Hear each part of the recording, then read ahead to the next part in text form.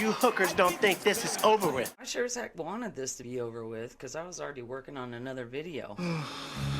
But I made the mistake of watching a video last night. Hi, I'm Chucky. Wanna play?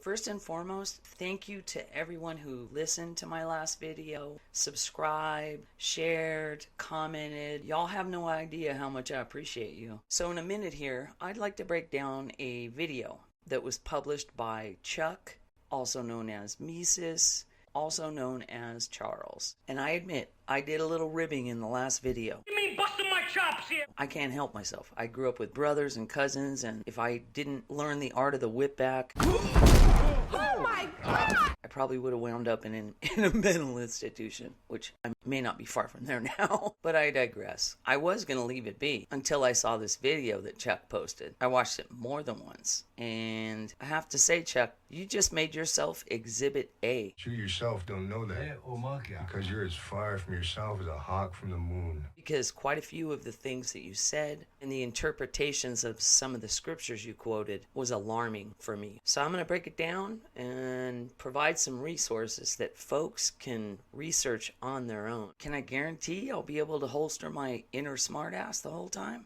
Maybe. Maybe not. Maybe fuck yourself. In order to fully understand what I'm going to break down, I want to share a little nugget of perspective with everyone, or a little insight into how I have come to understand the world. So this may get a little tricky for a second or two. So let's play a bit of a game here for a second. I'm going to ask you a question to which you'll have to choose one of two answers. And you have to answer it immediately, instinctively, and then we'll assess which answer you chose. Okay, so here we go. Drum roll, please. The question, which would you rather have? $100 million in the bank or eternal contentment? Now, what was your answer? Instinctively. How many of you immediately said $100 million in the bank? I'm not sure when, where, or how it happened, but we all seem to believe that having a huge chunk of change in the bank is going to solve all our problems, right? But you see, here's the thing. If we had eternal contentment, we wouldn't have any problems. And we all come by it honestly. Let's be honest with ourselves. If we don't know any better, we instinctively seek the approval and adoration of other human beings. And the goal is always the same. Show me the money. But you can choose to refuse. The price is wrong, bitch. External things never ever fulfill us. Eternal contentment, that is the brass ring. But let's go hypothetical mode for a second. Now, we've always been taught and trained and conditioned to believe that this world and every experience we have in it is living, correct? What if that weren't the case? What if this experience that we're all having right now is not living, but one giant test? And what if this world is not a living space, but more of a gauntlet that provides the space to present each and every one of us with certain circumstances or challenges that will give each and every one of us individually the greatest chance to find our way back to our soul? And what if every experience you've had in your life, whether you perceive it as bad or good, heartbreaking or joyful, what if our entire purpose here is to learn and grow? And if you strip it down to the studs, what if this all barrels down to our ego versus our spirit? What if this space was designed to provide each and every one of us the opportunity to choose between one of the two? Nobody hit me to that, dude. So now that I've shared a general perception, a hypothetical general perception of the struggle in this world between the ego and the spirit, that's the spiritual battle all of us are going through right now. And there's no way to sugarcoat this. One of the main reasons I'm even bringing this video up to begin with is the entire thing, from start to finish, is all ego. I'm ready for my close-up, Mr. DeMille.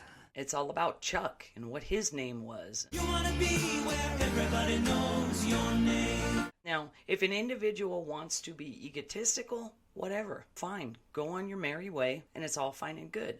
But Chuck brought up Jesus in this video. At its very best, he's been misled, and he truly believes some of the things that he stated. We got a learning disability here. And at the very worst, he's misleading people on purpose.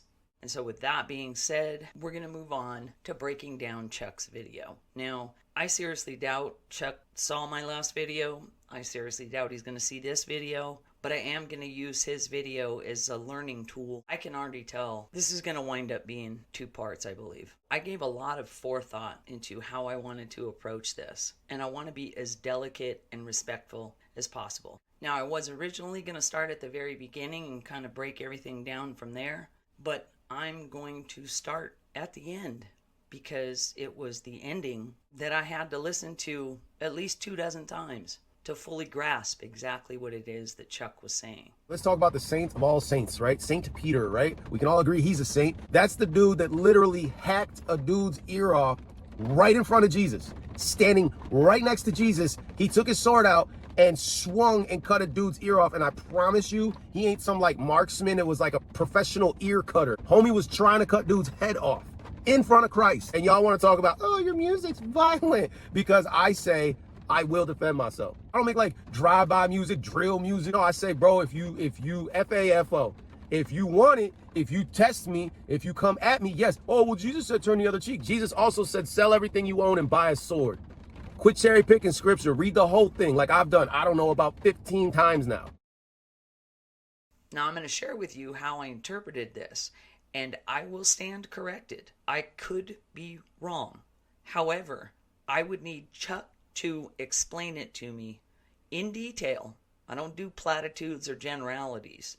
In detail, and also have resources and some type of material that would indicate that what he was saying was actually true. So my best understanding of what he was trying to convey by telling the story of Peter / Simon slicing a man's ear off. The man's name was Malchus. He was the servant of a high priest.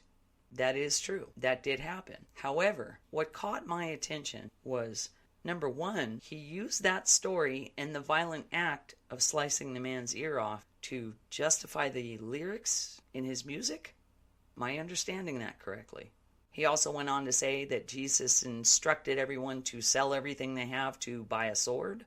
I'm not sure exactly what Chuck was saying here. It appears to me that he's insinuating that Jesus was instructing us to take up arms. And Chuck will have to correct me if I'm wrong. However, when he stated he read that verse a number of times, it appeared as though he was alluding to the fact that nobody else really understood what it was saying, and that other people were cherry picking. Perhaps the most crucial portion of the story of Simon / Peter slicing the man's ear off, Chuck shockingly left out. What happened right after he did slice that man's ear off? Jesus told him to lower his sword and put it away. And then right after that, Jesus placed his hand on the man's ear and healed it. It was his final miracle prior to being crucified. So respectfully, Chuck, there is somebody cherry-picking Bible verses in this case, and it ain't me. See, Jesus did instruct his disciples at the Last Supper on how to carry forth his teachings and carry forward the church. Did he speak about swords? Well, yeah, he did, but not within the context that was presented in Chuck's video.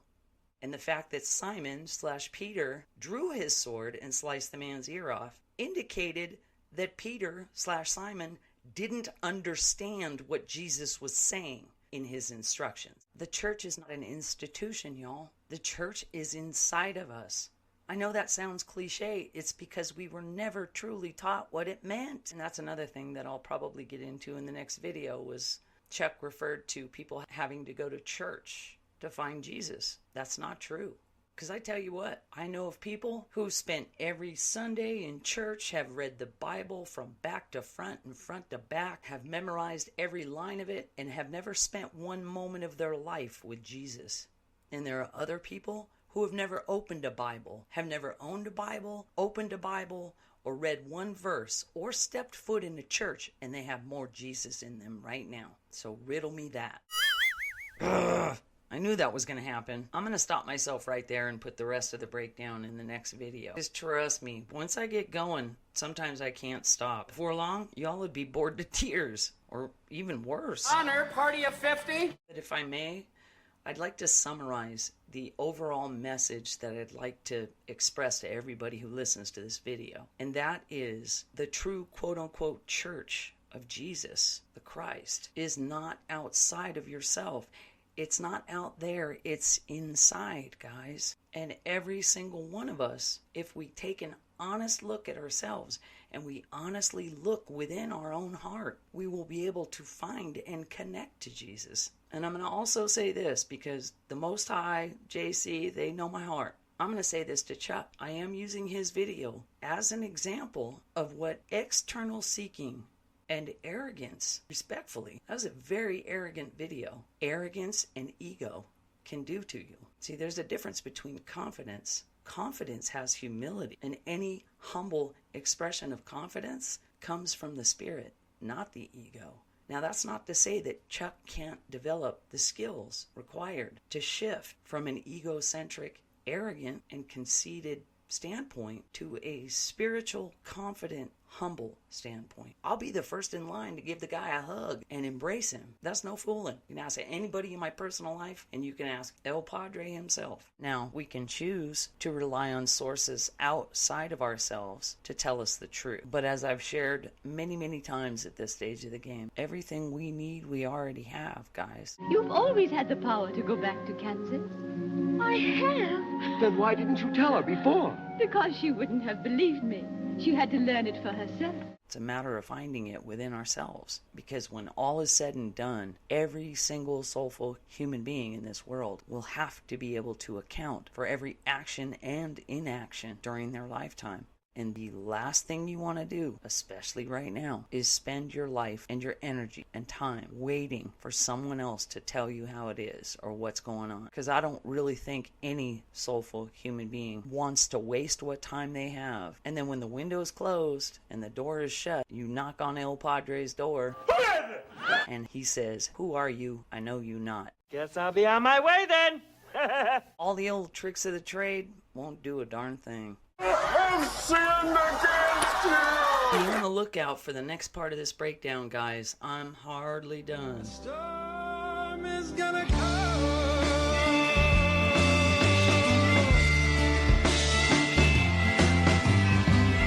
Who's the one now watching you? Who says your rights are wrong? When the preacher and the judge are lying, a change is coming, there won't be